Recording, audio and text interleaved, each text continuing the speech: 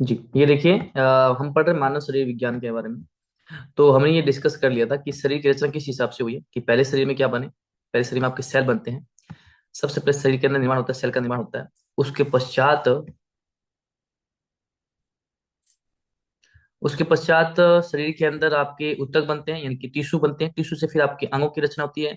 अंगों मिलकर शरीर का निर्माण करता है। किसका निर्माण करता है? शरीर का निर्माण करता है। ठीक है ना? और शरीर के बारे में हम लोग पढ़ेंगे। ठीक है।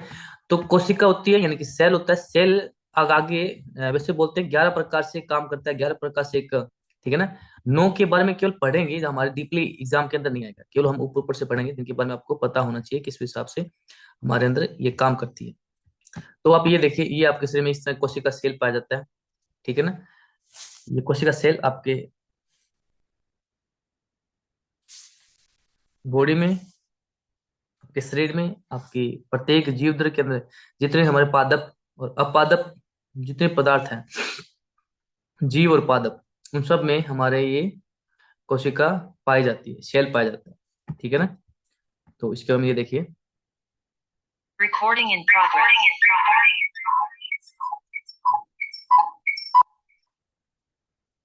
तो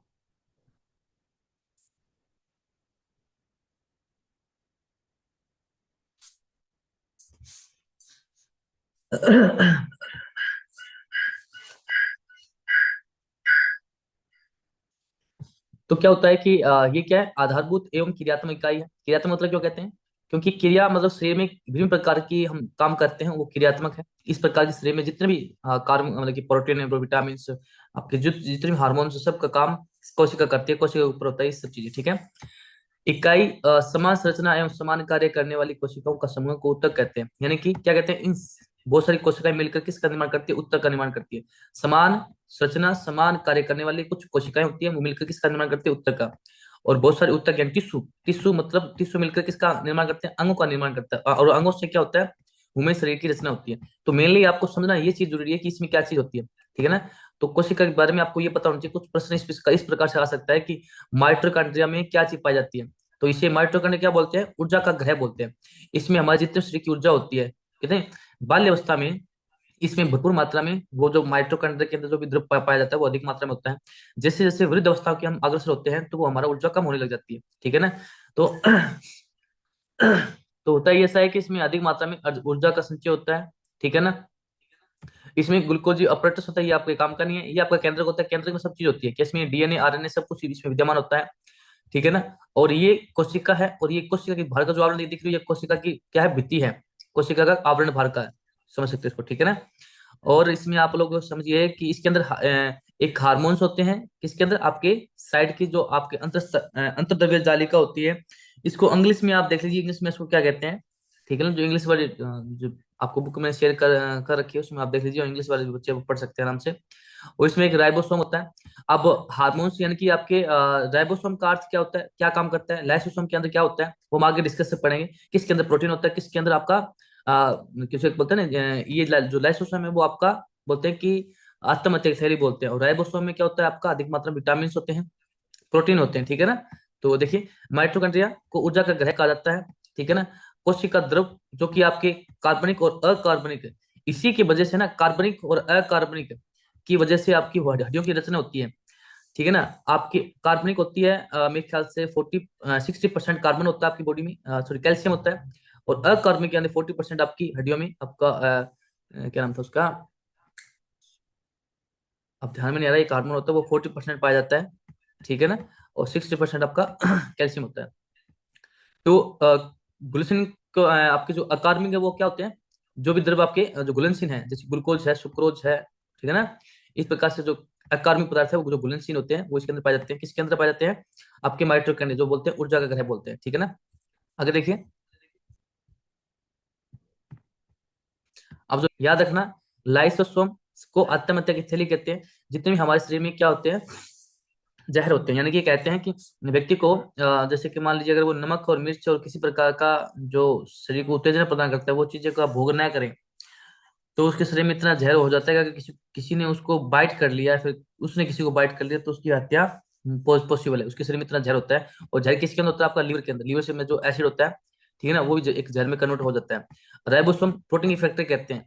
अब प्रोटीन हमारे शरीर में विद्यमान पहले से ही होता है, और हम लोग क्या करते हैं कि अधिक मात्रा में प्रोटीन लेने लग जाते हैं, जिससे क्या होता है कि और आपका राइबोसोम और हो जाता है, प्रोटीन किसी और अन्य ऑर्गन को देने लग जाता है, क्योंकि बहुत सारे सेल्स बन के क्या किसका निर्माण करते हैं कि एक टिश्यू का निर्माण करते हैं, वो बहुत सारे टिश्यू बन के अंग का निर्माण करते हैं। तो आपका अगर आपने बहुत अधिक मात्रा में प्रोटीन लिया है तो आपके कहीं ना कहीं आपके टिश्यू, कहीं कहीं आपके अंग आपके डैमेज हो रहे हैं। ठीक है ना। आरबीसी को छोड़कर सभी केंद्र में होते हैं। आरबीसी रेड ब्लड सेल को छोड़कर बाकी सभी केंद्र में होते हैं। किसमें? डीएनए आरएनए सब चीज उसमें केंद्र में विद्यमान होती है। अब कोशिका का कार्य है, कार्य आपको 9 भागों में देखने को मिलेगा, मैंने 11 भागों में आपको देखने मिलेगा, जिसमें हम लोग 9 भागों के ऊपर हम डिस्कस करेंगे। कौन कौन से? आपका रिस्पेक्टिव सिस्टम, आपका डाइजेस्ट सिस्टम, यानी कि आपका उत्सर्जन तंत्र, वृद्धि तंत्र, या जब आपकी बॉडी किस प्रकार ग्रोथ होती है, प्रजनन तंत्र, आपका उत्तेजनाशीलता और गति। ठीक है ना, इस प्रकार से हम पढ़ेंगे इनके बारे में। ठीक है ना। अब जो ऊतक है जिसे बोलते हैं टिश्यू, ये बुक आप सभी के पास है ना? अगर नहीं है तो मुझे बता देना, आपको मैं फॉरवर्ड कर दूँ। ठीक है ना, मैंने पहले भी आपको कर रखी है, इसके अंदर सब चीजें हैं। अगर आप इसको पढ़ पढ़ लेते हो और एग्जाम की तैयारी करने के लिए जाते हो, एग्जाम कोई भी आप एग्जाम इसमें क्वालिफाई हो सकते हो। ठीक है। देखिए, अब देखिए उपकला, जो ऊतक है ना आपके, जो टिश्यू है, वो कितने भागों में? 4 भागों में विभक्त है आपके। उपकला, संयोजी, पेशीय और तंत्रिका। इस प्रकार से आपके जो ऊतक है वो पाए जाते हैं। अब जो पेशीय ऊतक है वो कौन कौन से होते हैं? ऐच्छिक होते हैं, अनैच्छिक होते हैं और हृदय पेशी होते हैं। पेशी होते हैं मतलब पेशी ऊतक ऐच्छिक में कौन कौन से आते हैं? ऐच्छिक में वो आते हैं जिसकी इच्छा के अकॉर्डिंग आप उसको मूवमेंट कर सकते हो। अनैच्छिक बिना इच्छा के मूवमेंट की आप वो अपने मूवमेंट का अपने होती है। हृदय पेशी जो एकमात्र हृदय है, जिसमें इसको केवल एक ही पेशी को हृदय पेशी कहते हैं, जो अपने आप हार्ट बीट करती रहती है। आप हार्ट बीट के नाम से जानते हो। अब जो 9 प्रकार के तंत्र वो किस प्रकार से काम करते हैं? वो इस प्रकार से है, जिसमें आपका कंकाल तंत्र है, पेशीय तंत्र, रक्त तंत्र है। इसमें कंकाल तंत्र में सूक्ष्म प्रदान करता है, पेशीय तंत्र में गति प्रदान करता है, रक्त में रक्त का आदान प्रदान करता है, और सूक्ष्म में कार्बन डाइऑक्साइड ऑक्सीजन का काम कार्य करता है। और ये डाइजेस्ट सिस्टम आ गया, ये आपका उत्सर्जन तंत्र आ गया, ये आपका प्रजनन तंत्र आ गया। ठीक है ना। ये तंत्रिका तंत्र आ गया, अंतस्राव, ये इसमें आ गया एंडोक्राइन सिस्टम आपका। ठीक है ना। पिट्यूटरी ग्लैंड, थायराइड ग्लैंड और पेनियल ग्लैंड, ये किस प्रकार से कार्य करती है, ये आपका अंतस्राव ग्रंथि में आ गया। तो हम डिस्कस करते हैं कंकाल तंत्र के ऊपर। कंकाल तंत्र किस तरह कार्य करता है? तो कंकाल तंत्र आपके, मैंने आपको बताया 2 भागों में विभक्त है, कार्बनिक और गैर कार्बनिक। ठीक है ना। जो हड्डियां आपकी किस प्रकार कार्य करती हैं, तो आपको याद रखना है। कार्बनिक केस में होता है, ठीक है ना, एक कैल्शियम फास्फेट होता है, वो आपका 60% पाया जाता है। ठीक है ना। आपको केवल याद रखना है कि आपकी जो हड्डियों का निर्माण किस हिसाब से होता है, बाकी इतना डीप जानकारी लेने की जरूरत नहीं है। ठीक है ना। अब इसमें ये देखिए, कई बार आपने देखा होगा कि हमें कैल्शियम की कमी हो गई, कि हमारे शरीर में कैल्शियम तो पूरा है, हमें कोई वीकनेस नहीं होती, तो आप हो सकता है कि आपके ओसिन जो नामक जो प्रोटीन है उसकी कमी हो सकती है। ठीक है। अब देखिए अस्थि मज्जा, अस्थि मज्जा किस में पाई जाती है? जो हड्डियां हैं, जैसे ये वाली हड्डी और ये वाली हड्डी, इन हड्डी के बीच में ये हड्डी किस किस से बनी होती है? ठीक है ना, ओसिन प्रोटीन और कैल्शियम फास्फोरेट से बनी होती है। अब इस हड्डी के बीच में अस्थि मज्जा पाया जाता है। ठीक है ना। अब ये अस्थि मज्जा लाल रेड होती है और पीली भी होती है। ठीक है ना। ये इतना जरूरी नहीं है आपको, इसका बारे में जानकारी जरूरी नहीं है आपको लेनी। अब अस्थियों के प्रकार के अंदर ये जरूरी है। कितने प्रकार की अस्थि आपकी? 5 प्रकार बताई गई है। लंबी होती है, छोटी होती है, स्पार्ट होती है, या स्टर्नल टाइप की, जो आपकी कॉलर भी बोल देते हैं। असमान आकृति, जैसे कि आपकी रीढ़ की हड्डी के अंदर पाई जाती है। और सेमामोड, मतलब कि जो आपकी कलाई वाली हड्डी है उसको बोलते हैं। ठीक है ना। इस प्रकार से हड्डियां का कार्य होता है। अब जो आपका ना, अब हम पढ़ रहे हैं एक्सेल वाले, इस तरह से एक तो आपका एक्सियल स्केटल और दूसरा है अपेंडिकुलर स्केटिल। मतलब मान के चलो आप, इसको आप इससे समझिए कि जो एक्सल है, एक्सल को इस प्रकार रखिए कि एक टेढ़ा मेढ़ा ही है, जिसमें मान लो आपका चेहरा हो गया, ये पूरा चेहरा हो गया, जैसे चेहरे में हड्डी होगी। ठीक है ना। आपके हाथ की जो रिस्ट बोलते हैं, एंकल मूवमेंट बोलते हैं, ये हड्डियां उनमें पाई जाती है। ठीक है ना। और अपेंडिकुलर क्या होती है? जैसे हमारे पैर की हड्डी होती है, जैसे मान लीजिए पैर, ये आपको हम पैर बनाते हैं कि ये आपका थाई से, ये आपका गोडा आ गया यहाँ पे, और ये आपका लेग आ गई पूरी। ठीक है ना, इस तरह से। तो ये देखिए इस प्रकार से। तो जो आपकी ये तो आती है आपकी एक्सेल के अंदर, और ये आती है अपेंडिकुलर में, यानी कि जिसमें एक हड्डी मतलब कि पूरी लंबी है, जिसमें कि ना बिना किसी ब्रेक के है, किसी कोई किसी को टुकड़ा टुकड़ा कुछ भी नहीं है, सीधी स्ट्रेट है। ठीक है ना। इस प्रकार से वो कितनी होती है? ये आपकी 126 है, ये 126 है, ये 80 है, ये 126 है, तब जाकर 206 हड्डियां होती है। ठीक है ना। अब देखिए, इसको अलग भागों में बांटा गया है, जो आपकी इसमें खोपड़ी है, खोपड़ी में कितनी है, कान में कितनी है, गले में कितनी है, मेरुदंड में यानी रीढ़ की हड्डी में कितनी है, वक्ष में, छाती में कितनी है। ठीक है ना। अपेंडिकुलर में आपके फीमर वाली हड्डी होगी, पटेला हो गया, फेबुला हो गया, टीबिया हो गया, मेटाटार्सल होगी, फ्लेंजिस होगी, यानी कि ये उंगली वाली होगी, और ये उंगली से पीछे वाली होगी। सॉरी।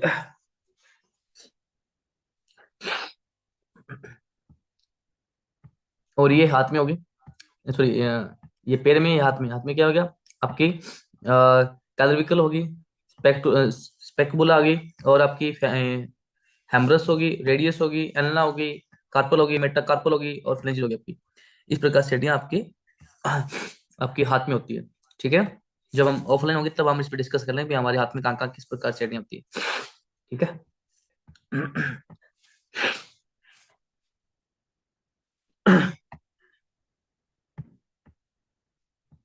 अब हम लोग यहाँ से हमें स्टार्ट करना था कि पेशी तंत्र किस प्रकार से कर। पेशियों का ये समझिए कि जो भी हम लोग हाथ में मूवमेंट कर रहे हैं, जब भी हम कभी हाथ में मूवमेंट कर रहे हैं तो वो किसके माध्यम से कर रहे हैं, इन पेशियों के माध्यम से कर रहे हैं।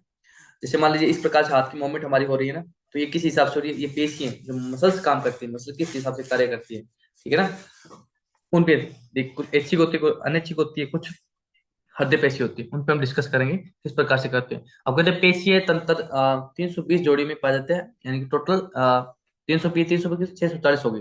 ठीक है ना, तो दोनों साइड हम टोटल मिला के 640 के अंदर पाई जाती है। और ये शरीर का काम क्या करती है, गति प्रदान करती है। ठीक है, अब देखिए ऐच्छिक पेशी गति कौन सी होती है, जैसे हम कंकाली है या फिर धारीदार पेशी भी कहते हैं। बिल्कुल पतली होती है और हमारे कंकाल के अंदर यानी कि आपके पूरे बॉडी स्ट्रक्चर के अंदर विद्यमान होती है। ठीक है ना, और अनिच्छिक पेशियां जिसे चिकनी पेशियां भी हम कह देते हैं, और हृदय पेशी में शक्तिशाली पेशी पाई जाती है। तो ये जो चीज है ना, मतलब आपको ये पता होनी चाहिए कि पेशी कितने भागों में विभक्त है, चार भागों, तीन भागों में विभक्त है, ऐच्छिक, अनैच्छिक और हृदय पेशी। ठीक है ना, बाकी आपको डीप जाने की जरूरत नहीं है। अब कहते हैं डायफ्राम को महा प्राचीरा पेशी भी कहते हैं। ठीक, ये प्रश्न आ सकता है कि डायफ्राम को क्या कहा गया है। ठीक, वो काफी फ्लेक्सिबल होता है, काफी मजबूत भी होता है, इस प्रकार से वर्क करता है। और ये कहाँ होता है, आपके जो लंग्स के नीचे और पेट के ऊपर वाले भाग पे विद्यमान होता है। पेशियों को कंट्रोल कौन करता है, सेरेबेलम, ये कंट्रोल करता है कौन, पेशे पेशे को। ठीक है ना, तो इस प्रकार से मैंने आपको रात को कोई बुक भेजी थी क्या, जो आपके लिए काफी काफी इंपॉर्टेंट है। उसको आप ध्यान से पढ़ेंगे समझेंगे तो आपको हो सकता है कि अच्छी नॉलेज मिले आपको।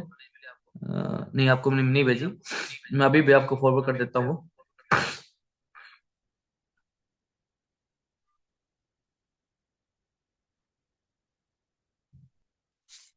उसको आप देख लीजिएगा, ह्यूमन बॉडी के बारे में सब चीजें उसमें बताई गई।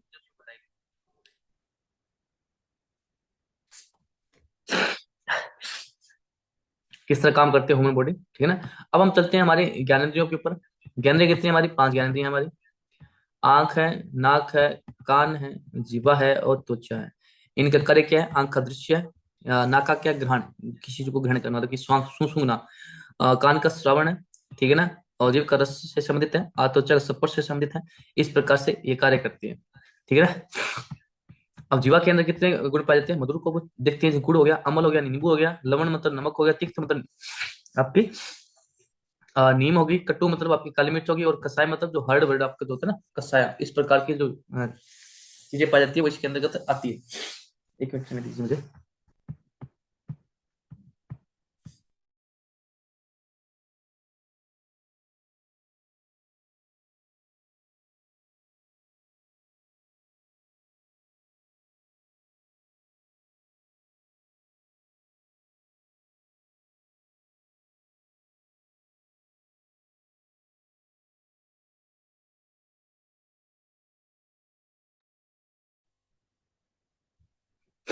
ये हमारे जीव का कार्य था। अब त्वचा के कार्य देखिए, त्वचा का कार्य क्या है, ये सिंपल से आपको सभी को पता ही होगा।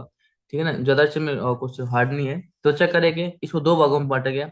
एक होता है अंत स्व त्वचा, एक बाह्य स्व त्वचा, एक तो अंदर की त्वचा, एक बाहर की त्वचा। ठीक है ना, मेलानिन त्वचा के अंदर के ऊपर पाया जाता है। अब मेलानिन देखो क्या होता है, ये सबसे जरूरी जरूरी है। मेलानिन जो हम कह देते हैं ना, शरीर में तिल हो गए, ठीक है ना, बहुत सारे जैसे किसी कालापन दिखाई देता है आपके तिल जैसे रूप में। ठीक है ना, तो मेलानिन हार्मोन की वजह से होता है, जिसका ज्यादा है मेलानिन हार्मोन ज्यादा बनता है वो ब्लैक मिलेगा, ज्यादा अधिक ब्लैक दिखता है। और जिसका कम होता है वो व्हाइट ज्यादा दिखता है। ठीक है ना, वो तिल और ब्लैकपन ये सब का मेलानिन और हार्मोन होता है, जिसके ऊपर ये त्वचा के ऊपर पाया जाता है। ये कौन सी है, बाह्य त्वचा पे। ठीक है ना, बाह्य त्वचा के ऊपर ये पाया जाता है।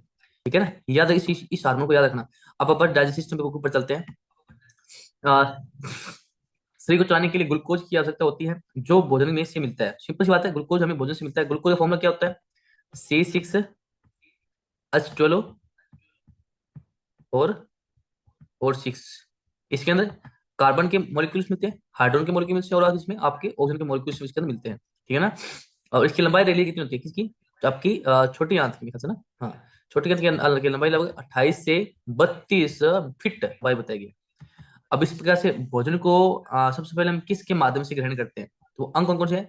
देखिए, मुख्य गुहा मुख में डालते हैं, ठीक है। गट्स यानी कट के माध्यम से वो नीचे जाता है, गट्स नलिका जो भोजन नली जो बोलते हैं वो उसमें जाता है, फिर वो आपका पेट में जाता है, उसमें इसमें छोटे आंत में जाता है, फिर बड़ी आंत में जाता है, फिर मलाशय में, फिर गुदा नलिका, फिर मल द्वार से वो त्याग दिया जाता है।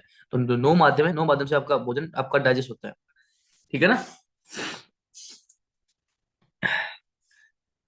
इस प्रकार से आपका ये डाइजेस्ट सिस्टम आपको कार्य करता है। और इसमें सहायक अंग कौन कौन से हैं? वो सहायक अंग आप देख लीजिए कि भोजन को पचाने के सहायक कौन कौन कौन से? दांत होते हैं, जीवा होती है, 3 जोड़ी लार ग्रंथि होती है आपकी, ठीक है ना। लार ग्रंथियों को डिस्कस करेंगे तो वो किस प्रकार से कार्य करती है। एक तो ग्रंथि ऐसा समझिए जैसे आपने किसी चीज को फील किया, जैसे मान लीजिए किसी को आपने गोलगप्पे देखा, तो गोलगप्पे थे देख सुनकर उससे संबंधित शरीर में मुंह में लार एक्टिव हो गया ना। इस प्रकार 3 जोड़ी में आपकी लार पाई जाती है, ठीक है ना। आपका अग्नाशय जिसे बोलते हैं, पैनक्रियाज बोलते हैं, क्योंकि पैनक्रियाज और जो यकृत है, ये दोनों आपस में काम करते हैं। आपने देखा होगा कि जिसका लीवर जिसको भी डायबिटीज होता है ना, जिसको भी डायबिटीज होता है, उसका क्या होता है कि वो आदमी मोटा मिलेगा, मोटा मतलब मिलेगा, और दूसरा एक्स्ट्रा ओवर डाइट करता मिलेगा। होता क्या है कि जब लीवर को डाइजेस्ट सिस्टम में प्रॉब्लम आती है ना, वो ये कहता है कि मुझे प्रॉब्लम आ रही है डाइजेस्ट करने में, तो वो जाता है अग्नाशय यानी कि पैनक्रियाज के पास जाता है, यानी कि इंसुलिन लेने के लिए जाता है कि तू मुझे आज तेरा इंसुलिन उधार पे दे दे। तो मैं क्या करूंगा, मैं कि मेरे पास आज चीफ गेस्ट बहुत ज्यादा आ गया, इसको नहीं पता लगा कब कितना खाना, उसने बहुत सा खाना खा लिया, तो इसको पचाने के लिए मुझे तेरे से कुछ इंसुलिन चाहिए जो मैं उसको पचा दूंगा, ठीक है ना। तो क्या करता है कि फिर वो जो अग्नस से अपना काम बंद करके लीवर को अपना जो हार्मोन है वो डोनेट कर देता है, जिसकी वजह से भोजन पचना स्टार्ट हो जाता है। लेकिन इस कंडीशन में उस व्यक्ति को शुगर हो जाता है, क्योंकि जो कुछ मिलेगा, ग्लूकोज मिलेगा, आपको सुक्रोज मिलेगा, जो भी मिलेगा आपको आपके भोजन से मिलेगा। तो भोजन से आपके पास किसके पास ट्रैफिक जमा हो रहा है? अग्नाशय के पास ट्रैफिक जमा हो रहा है, और अग्नाशय फंक्शन सही कर रहा है, लेकिन हार्मोन कहीं और डाइवर्ट कर रहा है, जिसकी वजह से उसको टाइप 1 डायबिटीज हो जाती है। टाइप 2 में क्या होता है, बार बार चीजें क्रिटिकल होने की वजह से वो टाइप 2 में कन्वर्ट हो जाती है, जिसकी वजह से वो काम करना बंद कर देता है। क्या? अपना अग्नाशय। पित्ताशय जिसे पित्त की थैली बोलते हैं, ठीक है ना। तो वो भी इसके अंदर सहयोग देता है, क्योंकि अब आफ्टर जो यूरिन का जो मतलब कि डिटॉक्सिसाइज है, मतलब कि उसको छानना काम किसका होता है? आपकी किडनी का होता है, ठीक है ना। तो पित्ताशय के अंदर पाया जाता है। तो इस प्रकार से ये आपका कार्य करती है। आगे मुख्य गुहा इसमें आपके पाई जाती है। दांत 32 होते हैं। 32 क्या होते हैं? दांत कैल्शियम तत्व से बनता है। 2 प्रकार के होते हैं, अस्थायी दांत और स्थायी दांत। अस्थायी 20 प्रकार के होते हैं, स्थायी आपके 12 होते हैं। जो बच्चों के देखे देखे ना टूट जाते हैं, वैसे दांत आपके 20 होते हैं, ठीक है ना। और इनके 4 प्रकार के दांत पाए जाते हैं। ये आपको जब हम नेट की एग्जाम की तैयारी करें उसमें आपको इंसाइजर दांत और कैनियन दांत, प्रोमोलर या मोलर, इस प्रकार से ये मोलर आपके जाड़ आ जाती है। प्रीमोलर दांत जाड़ छोटा है, और कैनियन मतलब कि थोड़े तीखे होते हैं, और इंसाइजर दो बिल्कुल चपटे होते हैं। 4 भागों में पाए जाते हैं। दांतों के ऊपर इनिमल नामक पर पदार्थ पाए जाते हैं, ठीक है ना। ये मतलब ये साइंस टर्म है, अपने लिए नॉलेज में ज्यादा नहीं है, इसको नहीं पढ़ना। अह, ये गर्स नली की चौड़ाई वड़ाई ये अपने काम का नहीं है, बस आपको पता होना चाहिए इसकी कितनी लंबाई होती है, जो भोजन ग्रहण करते हैं किस किस आकार में होती है। हिस्से में छोटी अमाशय, छोटी आंत, बड़ी आंत, यकृत, पित्ताशय और अग्नाशय इस प्रकार से कार्य करते हैं। 9 इंच की लंबाई में इस प्रकार से कुछ साइंस टर्म है जो आप लोग सिंपल लैंग्वेज में आप लोग इसको पढ़ सकते हो, वो सिंपल भाषा में इसको लिखे गए हैं। छोटे आंत की लंबाई कितनी बताई गई है? 22 फीट बताई गई है, या फिर इसकी 6.5 मीटर बताते हैं, ठीक है ना। डायफ्राम, ग्रहण, परिपक्व, जेनुनम, इलियम, इस प्रकार की कुछ इसमें हार्मोन काम करते हैं। नहीं नहीं, इसके कुछ अंग है ये। इलियम, क्या नाम, आयोडीन, ग्रहणी, ये पता नहीं, मुझे नहीं पता क्या चीज अभी, बस, ठीक है ना। तो इस प्रकार छोटी आंत के अंदर ये चीजें होती हैं। क्योंकि जब छोटे आंत में क्या होता है, आपके जितने भी विटामिन है, हार्मोन्स है, जो सब कुछ चीजें छोटे आंत के माध्यम से लिया जाता है। बड़ी आंत में सिर्फ एक काम होता है कि आपका पानी का रस लिया जाता है, पानी को सोख लिया जाता है, ठीक है ना। डायफ्राम, डायनियम का अर्थ क्या होता है? इसी आकार में होता है, यकृत में आसान आना वाला पित्त इसमें क्या होता है? पैनक्रियाज से पैनक्रिएट स्रावित होता है। इस हार्मोन को स्रावित होता है, जो प्रोटीन कार्बन पाचन करते हैं, जो प्रोटीन में और कार्बन का भी कार्बोज का भी पाचन करता है। कौन करता है कार्बोज का पाचन? ये जो पैनक्रियास से जो पैनक्रियाटिक जो रस का स्राव होता है ना, उसका पाचन करता है, किसका? कार्बोज का और प्रोटीन दोनों का, है ना। और जेनुनम क्या होता है? ये देखो नीचे आपको दे रखा है, ये क्या चीज होती है, किस प्रकार से करना होता है। मतलब कि ये आगे पासिंग करता है, किसको पासिंग करता है, बड़ी आंत को पासिंग करता है, ठीक है ना, इलियम आपका। तो ये अंग का नाम है आपके, ठीक है ना। बड़ी आंत को चिकित्सीय भाषा में क्लोन कभी कहा जाता है। इसकी लिमिट 2 मीटर होती है। और जल, देखो जल लवण विटामिन का अवशोषण कर लिया जाता है इसमें, मुख्यतः जल का अवशोषण कर लिया जाता है इसमें, ठीक है। जो जल कम पीता है इसकी वजह से कॉन्स्टिपेशन होता है इसमें। बड़ी आंत में, छोटी आंत में कुछ नहीं होता, छोटी आंत बहुत फ्लेक्सिबल होती है, ठीक है ना। अब जब कहते हैं पेट पेट मोटा कैसे होता है, पेट मोटा होता है आपकी छोटी आंत की छोटी आंत की लंबाई वृद्धि के कारण पेट आपका मोटा होता है, अदरवाइज पेट मोटा हो नहीं सकता, ठीक है। मलस्य, मलस्य जो मल द्वार आपका, जिसमें गुदा विभाग पाया जाता है, जिसमें मल जाके इकट्ठा हो जाता है, ठीक है। अगला भाग विटामिन के B12 का को बंध बनाता है, गैस उत्पन्न कर होती है, carbon dioxide, ammonia, sulphur dioxide आदि यदि उत्पन्न होती है। ये सब चीजें इसमें गैस विद्यमान होती है किसमें, मलस्य मल द्वार में, ठीक है ना। ये श्वसन तंत्र आ गया आपका अगला का, तो इसको हम कल पढ़ेंगे। अभी हम पढ़ते हैं उपनिषदों के ऊपर चलते हैं, ठीक है ना। तो इसको याद रखना कि आपने श्वसन तंत्र आपने पढ़ लिया। और ये चीजें आपको आपको बुक दी गई है, लिखने की जरूरत नहीं है। आप बुक में देखिए, उसमें जो आपको आपने नोट आउट करके उसमें आपको कुछ आपकी लैंग्वेज में इसको कुछ नोटेट करना, तो आप उसी पेज पर नोटेट कर लीजिएगा। आप प्रिंट आउट इसका निकलवा सकते हैं आप लोग, ठीक है ना। तो कठोप इसमें हमने उपनिषद में कहाँ तक पढ़ लिया था, कोई बता पाएगा मुझे। उपनिषद में हमने कहाँ तक पढ़ लिया था, कौन कौन से उपनिषद हमने पढ़ लिए थे, एनीवन, कोई बता पाएगा।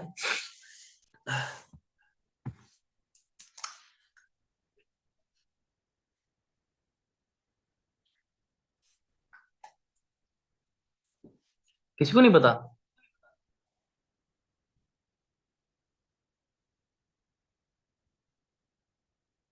कोई तो बता दो। ये राजबाला, पूनम, प्रियंका।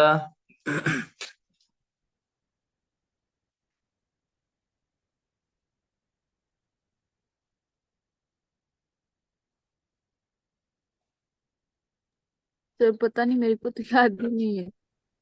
ओके,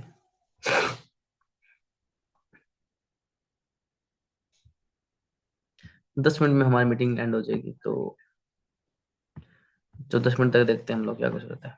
चलो मैं ब्रीफली थोड़ा बता देता हूँ क्या चीज होती है, किस प्रकार से होती है। कल भी याद रखना इसको, क्योंकि मेरे पास क्लास में बहुत अलग लगती है, तो ध्यान में नहीं रहता कि हमने कितना कर लिया था। देखिए उपनिषद के बारे में क्या बताया गया है, एक बार मैं रिकॉर्डिंग एंड और ऑफ कर देते हैं ताकि